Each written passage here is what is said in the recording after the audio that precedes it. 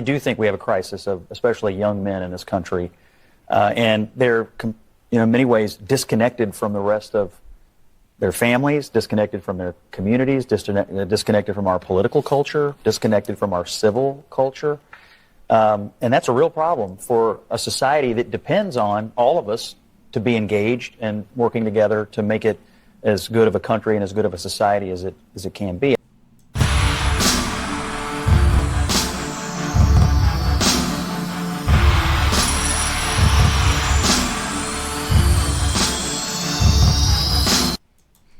Hello everybody, and welcome to this episode of Common Sense View. If you are coming for the first time, please don't forget to subscribe. If you have been here before, let's roll. Now, in the modern world, men, both men, boys, and anything in between, have been in one part subjected to a lower class of being, and in another part, hyped as being more equal than the women. And this has been evident and more evident since the advent of feminism, the modern feminism, and this contemporary feminism, whose mantra is, I don't need men. But the problem with this is that after a long time, it is acceptable by everyone. But at a certain point, you realize that men, especially the boys, are almost forgotten. Literally forgotten. They can't even show their emotion without being laughed at, both by fellow boys and the girls. There's no organization or institution or any part of the authority looking out for them. When they are being looked out for is in a whole, not men or boys department. And that has affected how we think, how we reason, how we behave, how we act with and around boys. Especially, I talk about boys because if you are my age, you have learned how to deal with it. But boys, especially teenagers who are still struggling to find their own identity, to route their ship to the right direction, they have a doubt. They don't know what actually is the way to follow. And this is a big issue. Especially this time around, whereby anything you do with or to a woman has a special interpretation. If you're not a misogynist, you are an authoritarian, or you are aggressive. Now, a lot of people have done a lot of social experiments to figure out this, whereby you see a woman hitting a boy along the road. It's just a prank. And everyone will laugh, smile, and giggle. And in few minutes, they turn around and do the same experiment with the boy beating a woman. And you will see the entire street, both men, women, child, everything, will rush the guy to teach him a lesson. It's not supposed to be that way. It's obvious that we are supposed to protect women as a society, even though at this point in time they say they don't need men's help, most of them. But it's something that is inherent in men to protect. When you take that away, and you also take away their ability to show their masculinity by calling them toxic masculine, you literally emasculate them. The boys have no bearing. They have no place to follow, and they have no group that recognizes the energy that pumps in them that they don't know how to channel. And at the end, they become gang members, because in a gang, the hierarchy that is what men are known for is explicit. Everyone knows his place. Now, bring down to the just concluded election. The Americans saw, they saw, and those who are conquered were conquered. The Democrats positioned Kamala as the Messiah that was coming. After bashing her as incompetent, as a drag on Biden's re-election journey, they twisted themselves 180 degrees and rebranded her into this perfect candidate for the presidency of the United States. Now, the truth is coming out, because in one of the posts lately exposed, you heard Kamala's campaign inner cycle saying that there was no single poll, none, that showed that Kamala was ahead of Trump. But that was not the picture they painted. The picture they painted was that the vibe was excellent. That the vibe was transforming everyone that has been against the Democrat into a Democrat voter, despite the fact that every metrics was against the ruling party. But on this episode of Scot Jeany, I call it episode of because he is the only sane voice in the entire media, left media, a CNN anchor. He schooled the crew about what the plight of men is. The reason, what I think the reason, or what he believes is the reason why most men across cultures voted Donald Trump instead of Kamala Harris. Men are forgotten. Their needs are forgotten. When they are not forgotten, they are placed second place. They are judged harshly by the society they are supposed to be member of.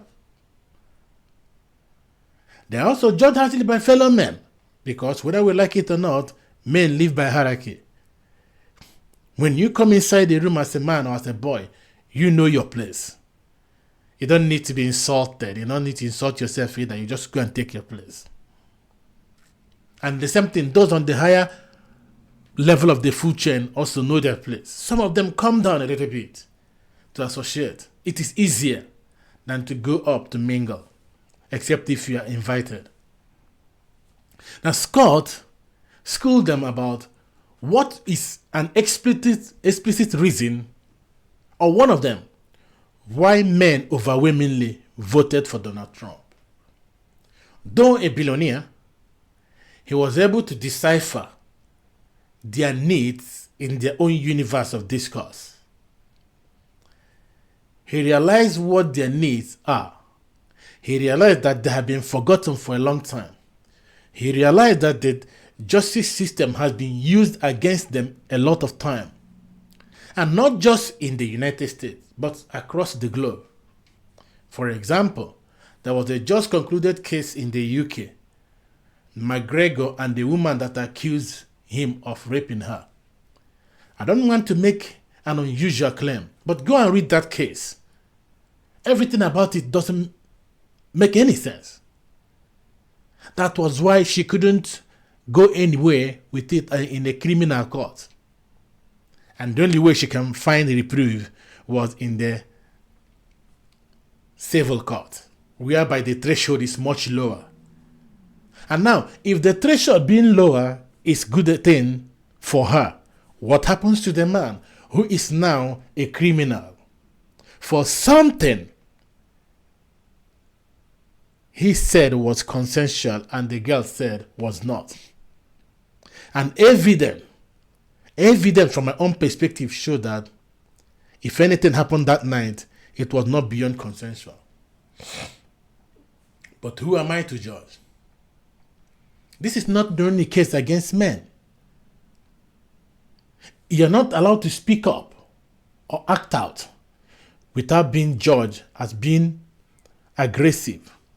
If you criticize anything the women did, you are a misogynist. You can hardly tread the line whereby you have a legitimate criticism, direct criticism against an action of a woman without seeing somebody somewhere calling you a misogynist. Scot Jeany was able to articulate this into what seems to be a moment of truth. Moment of truth to the CNN crew. And for me, moment of truth to the entire US media. An entire left-wing media of the world. And actually entire political structure of the West that is gradually seeing the institution, liberal, democratic institution they built over hundreds of years, slipping out of their hand, going back to populism because nobody wants to lose their identity. They forgot that the people that voted them in have a country to protect. They were not born all over the world. And we who visited the country have a way we have to behave. At least, the bottom line, to behave like the owners of the country and not to force them to change their way of life. Once this primary knowledge is forgotten or is ignored, it becomes a free fall. And the women who make most of the decisions at home, now making most of the decisions in the offices, in the government, still have upper hand. Nobody said that they shouldn't, because we have come a long way in the modern world. The women should have a lot of say. But the men should also be recognized. Their plight should be recognized. Patriarchy, or whatever it is called, is not the problem. The problem is the dichotomy we are creating between men and women, forgetting that both the feminine energy and the masculine energy is needed to build a perfect society. So, in view of that, let us just have a look on this moment of truth that exploded in the face and the faces of the CNN crew, as it is painstakingly given by Scot Jeany. I do think we have a crisis of especially young men in this country, and they're, in many ways, disconnected from the rest of their families, disconnected from their communities, disconnected from our political culture, disconnected from our civil culture, and that's a real problem for a society that depends on all of us to be engaged and working together to make it as good of a country and as good of a society as it can be. I think the Democrats in this election made men feel like that the patriarchy is over, boys, and we're going to put you in the back seat for a while, and you're just going to have to accept it, without any thought to the ramifications of telling people who are out honestly trying to make a living, provide for their families, be good husbands, be good fathers. When you tell people who are doing their level best that either A, it's not good enough, or B, you're part of the problem, what do you expect? And then finally, as a political tactic, the attempt to put walls on the ticket, and that was going to somehow solve all of the problems that had been built up for years, was ridiculous, because it turns out Walz was the last person that men wanted to hear from. And I remember at the beginning of that whole campaign, when they put him on, I sat right here, and people were like, oh, they got camouflaged hats. They're going to be wearing them in the deer stands this fall. And I think, to your point that you just made, that was not, that idea that was not formulated by a bunch of dudes who actually go deer hunting. It was come up with by a bunch of people who've never met a dude that actually goes deer hunting. But when you try to put that kind of window dressing on a real communications problem or a real relationship problem, it gets exposed immediately. As you can see, if you have been following this crew in CNN, you will bear with me that this is the first time no single person interrupted him while he was talking. Why? Because facts don't lie. Facts don't lie. You cannot recategorize men into something they are not. Those men they are husbands. Those men are brothers. Those men are uncles. Those men are colleagues. They are fathers. They are grandfathers. But we try to find a way to recreate them into a monster that are totally against women. If all of these men, brothers, uncles, husbands, fathers, grandfathers, are against women, who is for women? Who is for women? The fact is that they forgot that in every coin there are always two sides. And you cannot get both sides at the same time. The same way, men are not a single voting bloc that they must go one side. If you apply the same principle to women, the black women voted Kamala around 98%, as against 2% that voted Trump. Can we just say that it is also good that black men should vote Trump 98% and white men the same thing? No, it doesn't work like that. People have the reason why they vote for somebody. If you're not voting for your economy, you're voting for your rights, or you're voting for both. But if you have family, you realize that you do what is best for your family. But all of the arguments are centered on this racism, sexism, misogyny, and all these segmentations of identity that are actually not the reason why people voted the way they did.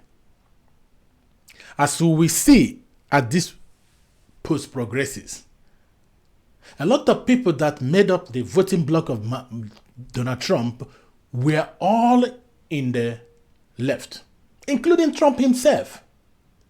And the question is, why did they leave the left? Why did they leave the left?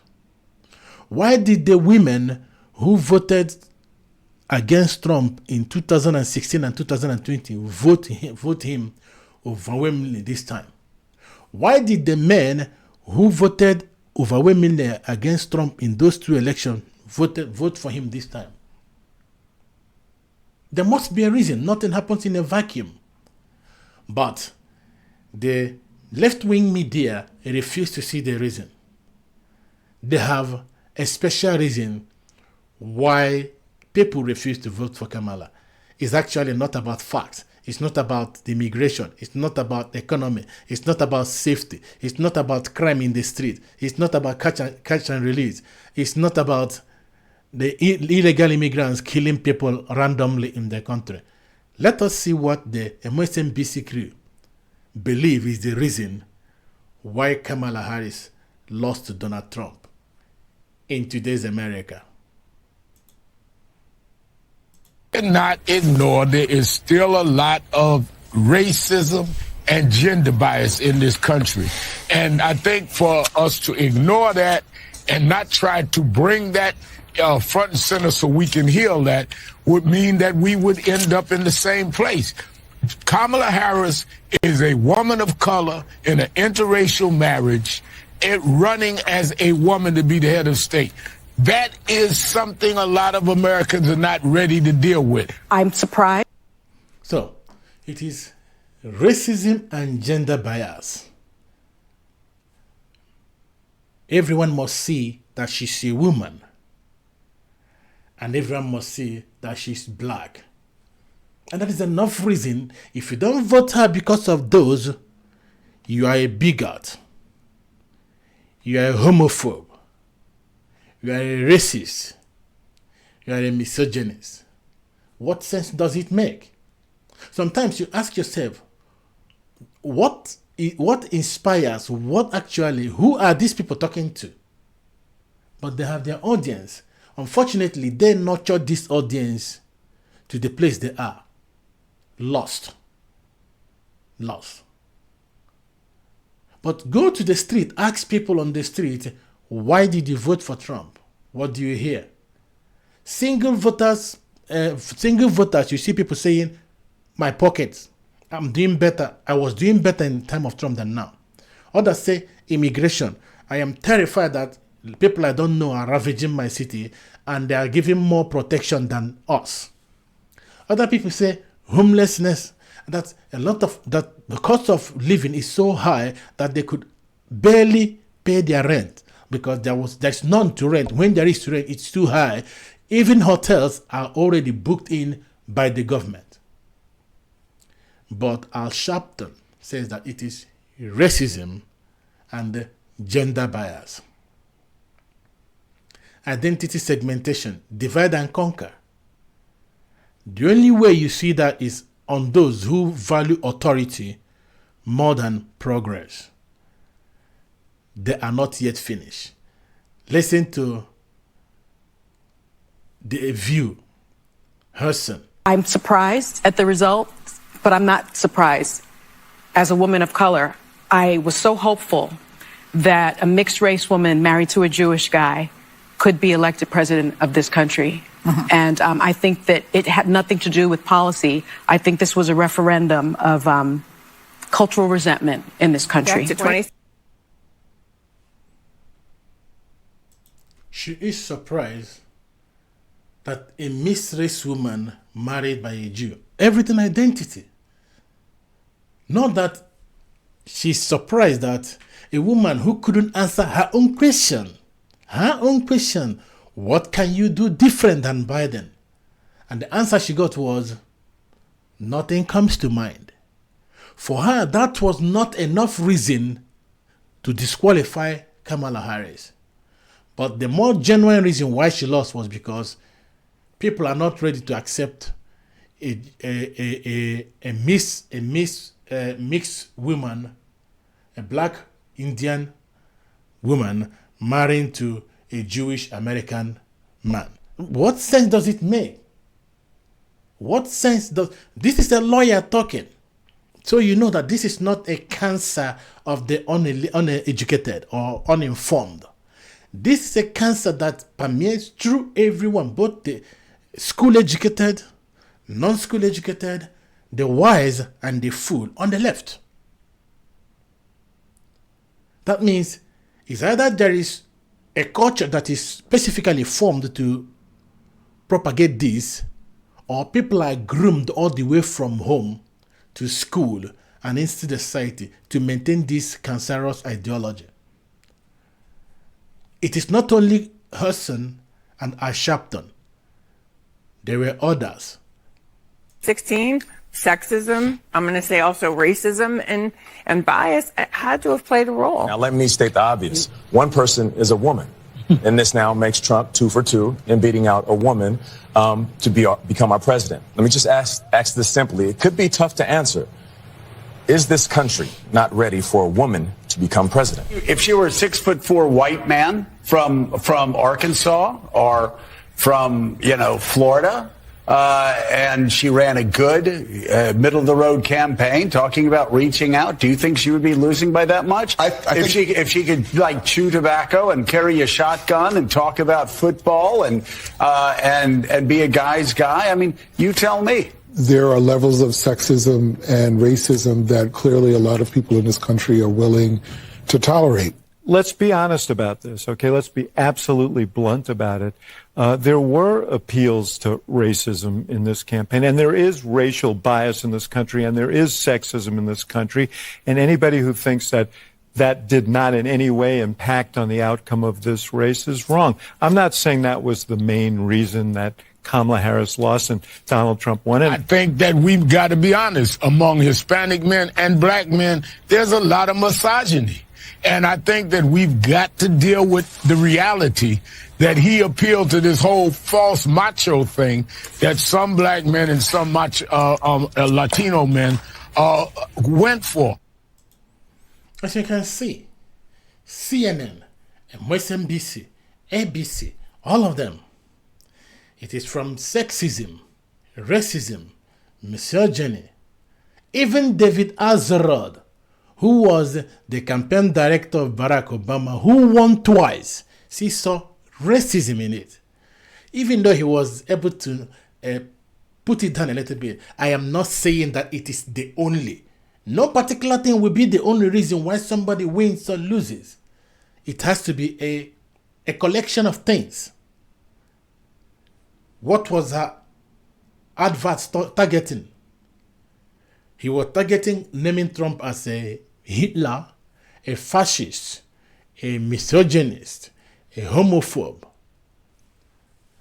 But they forgot that people have had that since 2016. And also people witnessed Trump's presidency from 2016 to 2020. As a racist, He recorded the highest the highest employment rate for black Americans on all of the minorities, and the lowest unemployment rate to all of them. What a very terrible way to be a racist. But they ignored that, or rather they forgot. But they don't know that even though they forgot because they're experts, people who live their life every day don't forget.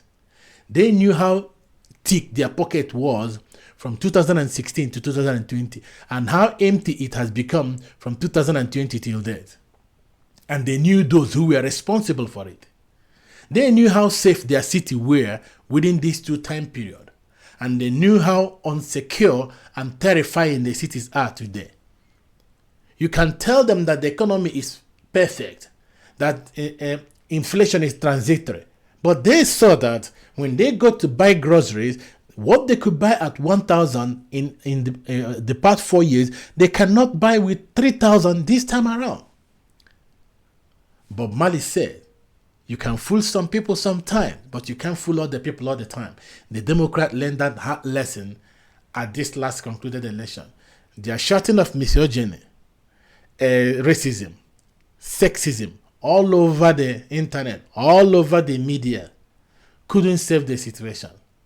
But in the final blow, Gutfeld put it into a perfect summary. The Democrats have to grow up. They have to grow up, and the left have to re-strategize. Otherwise, what they are seeing now will be the beginning of the crumbling, or 100 years crumbling of the institution they took more than 100 years to build. Because in the past, they can control the narrative, even though they are trying to control the narrative now by excessive censorship. But it cannot last for so long. People have learned a lot of ways to disseminate information. It is no more in the past where one TV section and one radio section is being controlled by the government. Now, there are a lot of ways to disseminate information.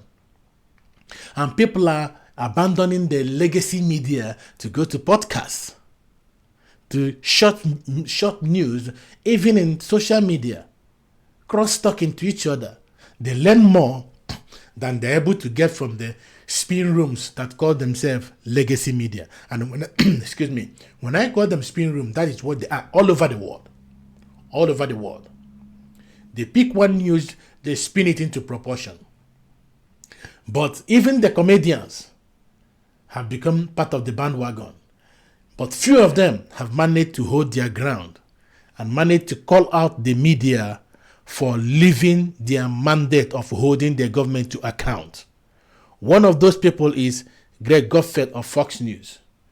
You listen and make your own judgment. I don't subscribe. I am not his flag bearer or his torch bearer.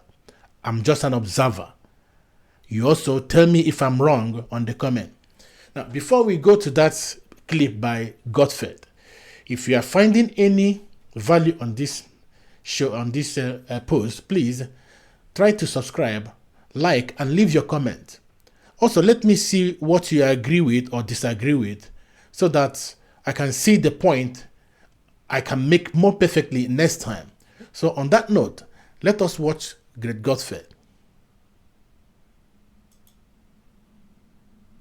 It's a question echoing throughout the liberal verse. Why don't we have a Rogan? Where's our Elon? Well, it's simple. You had Rogan. You had Elon. You even had me in college. But who didn't? Back then, all it took was a lukewarm Zima. Truth is, in the intolerant world the Dems created, no one like Rogan or Musk can exist. And that's because to attract people like that, you need freedom of thought, or hell, any thought at all. So how did the Democrat Party get here? Well, first it was the lazy way out. Rather than making policies that benefit Americans, they slid mindlessly into the toxic bath of identity politics. Their discussions were never about what can we fix or what can we create. Instead, they began and ended with who I am and why it makes me better than you. They turned everything into an identity pissing contest with their egos as a diuretic. Now, if you could claim some intersectionality, you were a neighborhood celebrity, especially if that neighborhood was a college campus or a newsroom. But as these scolds got louder and louder and more of our media invertebrates cowered into line, the resistance started to look a lot like the First Amendment. Ordinary people wanted the freedom from being canceled. And that's where the Musks and Rogans came from. They were the revolution. They were the resistance. So you can't be the resistance when you're the machine controlling all thought. It's why they couldn't create their own Rush Limbaugh or their own Twitter. The left turned into everything they used to hate about the right. The machine can't make its own resistance. The resistant leaves, and you're left with humorless, hectoring hags like Joy Reid, who's shedding viewers faster than her hair. So are the Dems ready to give up and grow up? Are the Dems ready to get up and grow up? And that is the question every person on the left have to ask today. And I relate it to even here in Sweden where I live. If you're not ready to get up and grow up, the system will always go right. It doesn't matter whether you call them racists or you call them haters or you call them misogynists. The point is that the people know where their problem is. Forming sex, and identities don't solve problem. I recognize myself as a man. It doesn't change the price of food I buy in the market between me and the woman. We buy the food at the same cost. Any other political problem we need to solve can be solved despite who we are, or even because of who we are. But if we keep on segmenting men from women, not acknowledging that we make each other better, we bring out the best in each other, and ignore the fact that that is who we are, because it's taken for granted we are men and women after all. If we don't put them where they belong and focus on the economy, cost of living, bringing down high cost of groceries, securing the border, and bringing down the cost of renting, unfortunately, we will keep on losing the people to whoever we believe is the wrong party. Because at the time, people have to think about what is good for them and their family, not what is good about their sexuality or who they sleep with. And on that note, I say thank you so much for watching. And if you like what you saw once more, please don't forget to subscribe. And until then, see you on another post.